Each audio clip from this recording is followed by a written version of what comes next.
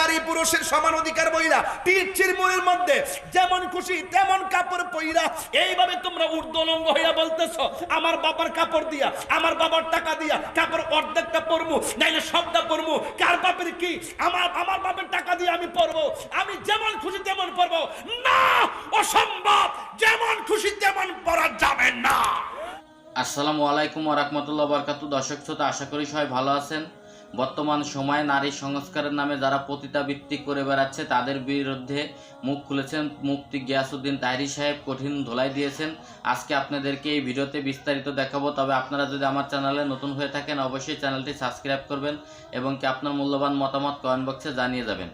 দর্শক শ্রোতা, যারা শাহবাগে নারী সংস্কারের নামে আন্দোলন করে, যারা নারী পুরুষের সমান অধিকার চায়, তাদের পোশাকের কি অবস্থা একটা ভিডিও আমরা চলুন দেখে আসি।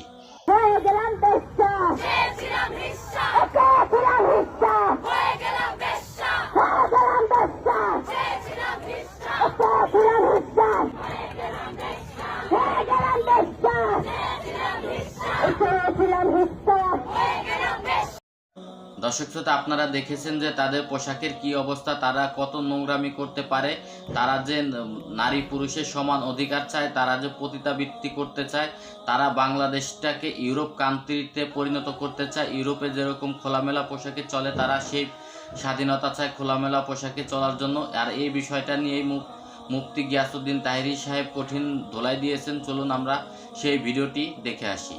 মা, তোমরা মনে করতেছো আল্লাহ বুঝি তোমরা ঠকাইছে? না গো না, তোমরা ঠকায় না।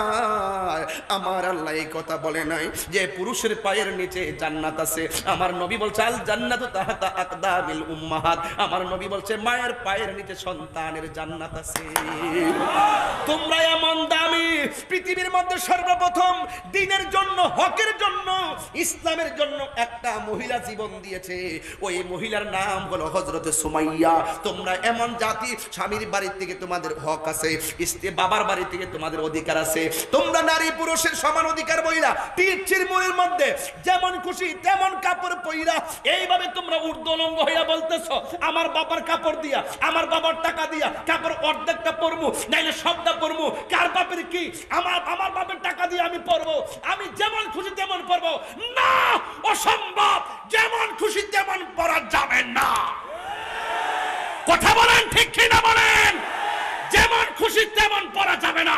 একটা কথা মনে রাখতে হবে, নামাজ যেমন ফরজ পর্দা তেমন ফরজ, জিকির নামাজ যেমন ফরজ পর্দা তেমন ফরজ। দায়ুস কোনদিন জান্নাতে যাবে না। একটা কথা মনে রাখো, তোমার পেট যদি ভালো হয়, তোমার চরিত্র যদি ভালো হয়, তুমি যদি ভালো হও, তোমার সন্তান পেট থেকে বের হবে, আল্লাহর ওলি হয়ে বের হবে। কথা বলেন ঠিক কি না বলেন? আল্লাহর ওলি হয়ে বের হবে। মা, তোমার দাম অনেক বেশি, মা তোমার দাম অনেক বেশি। এই জন্য মা আপনাকে বলছি, আজকের সিরাজগঞ্জ মাহফিল থেকে ওয়াদা করে যান, সন্তান তাহিরি মতো বানাতে চান? আমার মাকে জীবনে দেখি না টেলিভিশন দেখছে, আমার মাকে জীবনে দেখি না মার্কেটে গিয়ে একটা কাপড় কিনছে, আমার মাকে জীবনে দেখি নাই রাস্তাঘাটে একটা কারণে রাস্তায় গেছে। গর্ব করি আর কি, আমি গুনাহগার, আমি পাপী, আমার মাকে নিয়ে আমি প্রাউড ফিল করি। এই মানুষটা 3 দিন না খেলেও বলবে না যে আমার ক্ষুধা লাগছে, বাপটা 10 মণ মাথায় ওজন নিলেও বলবে না যে আমি ব্যথা পাইছি। এই মানুষটি কখনো আপনার শত্রু হতে পারে না।